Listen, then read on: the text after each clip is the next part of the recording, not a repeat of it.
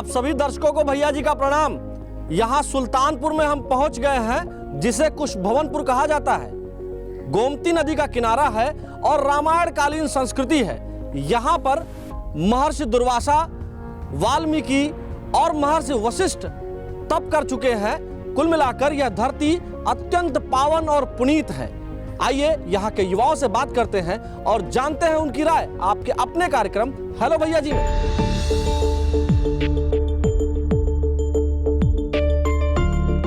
भैया जी यहाँ मौजूद हैं सुल्तानपुर में, और सुल्तानपुर को कुश भवनपुर भी कहा जाता है। और यहाँ इस वक्त पर्यावरण पार्क में हम आ गए हैं। यहाँ कुछ युवा थे तो हमने उनसे कहा कि हम आपसे बात करना चाहते हैं, तो सभी ने हमारी बात मान ली है। और यहाँ देखिए सब लोग खड़े हैं। क्या नाम है भैया आपका? अंकुर तिवारी। अंकुर, क्या करते हैं आप? व्यापारी हैं। अच्छा, सरकार ने यहाँ कुछ काम किया है जिससे यहाँ की जनता तरोताजा रहे? बहुत अच्छा काम किया है। अच्छा, क्या काम किया है? अब जिस पार्क में आप आए हैं, आपका इसका जीर्णोद्धार जितना हुआ है ये सरकार ने ही, वर्तमान सरकार ने ही किया है। तो ये हमको बताइए कि सरकार ने यहाँ काम वगैरह, सड़क वगैरह मेंटेन किया है? बिल्कुल किया, इंटरलॉकिंग व्यवस्था हुई है, सड़क मेंटेन हुई है। और ये जो गड्ढा मुक्त सड़क की बात लोग करते हैं, सही में गड्ढा मुक्त है कि बस खाली हवाई मामला? बिल्कुल हो रहा है, सब काम हो रहा है। खुद देखिए शहर में आप रोजगार वगैरह है? हाँ बिल्कुल है। अच्छा जी, क्या रोजगार है आपको? क्या लगता है सरकार ने युवाओं के लिए क्या कर दिया है? बहुत कुछ किया है। जैसे क्या कहते हैं, स्कॉलरशिप वगैरह देते हैं सबको, फीस उसमें माफ़ी रहती है थोड़ा बहुत। उसके बाद क्या कहते हैं, जॉब की भी, जैसे आप ठीक ठाक हैं पढ़ने में तो वैकेंसी आ रही हैं, अब भरिए। अच्छा, ये बताएं, सरकार जो तमाम लोगों को, जैसे अभी हमने इनसे भी पूछा, जो अभ्युदय कोचिंग चला रही है, इससे क्या फायदा होगा?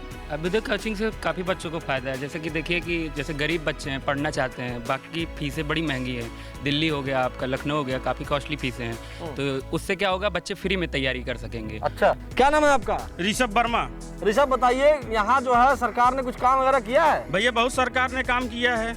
जब से योगी सरकार आई है तो उनका एक फंडा है, जला सको तो दीप जलाओ, हृदय जलाना मत सीखो, लगा सको तो बाग लगाओ, आग लगाना मत सीखो। क्या बात है भाई साहब, आप लोगों को एक बात बता दूं उज्ज्वला योजना के बारे में। जब से उज्ज्वला योजना आई है, हम लोगों के माता बहन जो गरीब महिलाएं थी, जंगल से लकड़ी काटती थी तो उसका ऑक्सीजन का भी कमी होता था, मतलब कि पर्यावरण हमारा खराब हो रहा था। लेकिन जब से सरकार ने अब गैस दे दिया है, घर घर गैस दे दिया है, अब आंखों में आंसू नहीं आना है, धुआं किसी को नहीं लगना है। हाँ। अच्छा, हमको ये बताइए, ये आयुष्मान कार्ड वगैरह भी लोगों का बन रहा था, तो आपके यहाँ तमाम लोगों का बना भी होगा, आपने इस योजना का लाभ लिया है? हाँ, एक हमारे ग्राहक मित्र हैं कि माता जी को लमसम उनकी किडनी का ऑपरेशन था, तो लमसम 3.5 लाख रुपए उनको मिला था जो है। अच्छा, इतना महंगा जो इलाज हो जाता है आयुष्मान में? बिल्कुल होता है, क्यों नहीं। 5 लाख की वैलिडिटी उनको मिलेगा जो है। महिलाओं की सुरक्षा कैसी है? क्योंकि आप आते जाते होंगे, तो क्या महिलाएं भी पार्कों में आ जाती हैं आराम से? अब महिलाओं की सुरक्षा, दिन की बात तो छोड़ ही दीजिए, आप रात में देखिए महिलाएं आज इतनी सुरक्षित है कि रात में 12 बजे 1 बजे भी महिलाएं टहल रही हैं, और एकदम स्वतंत्र रूप से टहल रही हैं। क्योंकि इस सरकार ने इतना ज़्यादा पुलिस को छूट दे रही, प्रशासन को छूट दे रखी है कि आप अपने तरीके से काम करिए।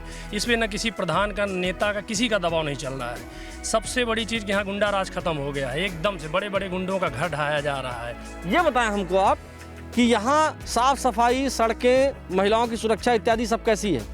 बहुत बेहतर है। नगर पालिका का स्वच्छता के क्षेत्र में बहुत बेहतरीन काम रहा है। जैसे अभी तक स्वच्छता अभियान भी 1-2 अक्टूबर से हमारा चालू हुआ। सारे छात्रों, युवाओं को ने भी एक मुहिम इस शहर में चालू किया है, जिसमें स्वच्छता अभियान को लेकर पूरी तरीके से शहर पूरी तरह तैयार है। और ये नगर पालिका ने, चाहे यहाँ भी देख सकते हैं और बाहर भी आप देखिए, स्वच्छता के मामले में बहुत बेहतर कार्य रहा है इस शहर का। यहाँ के युवाओं से हमने बात की, बड़े ही ऊर्जावान युवा हैं। यहाँ पर्यावरण पार्क में हम पहुंचे हुए थे, हम सोच रहे थे कि कुछ युवा मिल जाएंगे, लेकिन यहाँ तो अच्छी खासी संख्या में युवा टहलने घूमने आए हैं। मिल करके अच्छा लगा।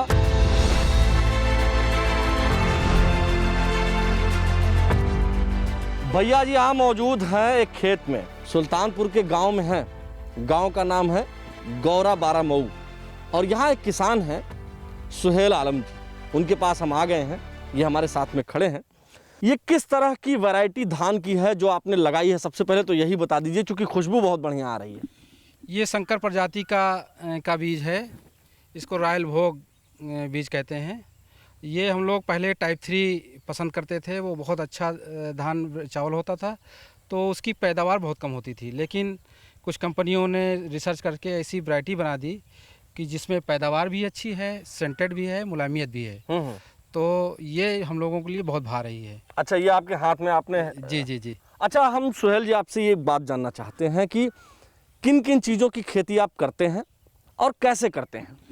मुख्यतः हम लोग धान, गेहूँ और आलू की फसल, और ज़्यादा रुझान हम लोगों की बागवानी की तरफ है। हमारा ज़्यादा जो है फोकस बागवानी की तरफ है और अधिक लाभ उससे हम ले रहे हैं। आपकी आमदनी इससे कितनी हो जाती है? जो किसानों की आय की दोगुनी होने की बात होती है, उस तरफ आप लोग बढ़ रहे हैं क्या?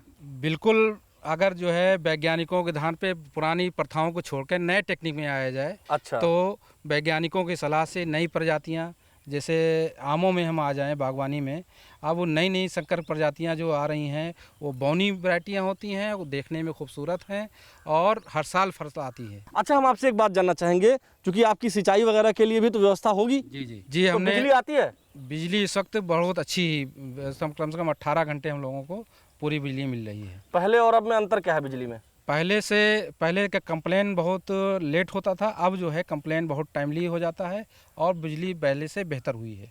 अच्छा, आपने कहा कि फ्री ऑफ कास्ट जो है तमाम और किसान आपसे लाभान्वित हो रहे हैं, तो ये हम आपसे ज़रूर सुहेल जी जानना चाहेंगे कि क्या आप ट्रेनिंग भी देते हैं कि उनकी भी फसल अच्छी हो?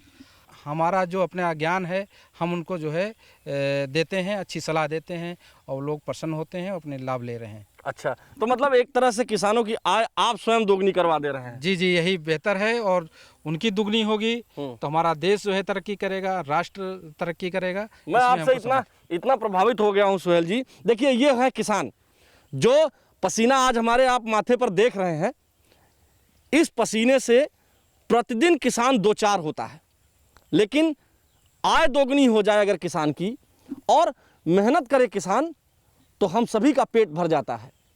और इस दिशा में अगर बहुत अच्छी पहल हो रही है तो वाकई में इससे प्रेरणा लेने वाली बात है, और ये पसीना वाकई में प्रदेश के और देश के काम आता है। भैया जी उस सुल्तानपुर में पहुंचे जहां पर श्री हनुमान जी ने काल नेमी नामक राक्षस का वध किया था, विजेथुआ नामक स्थान पर।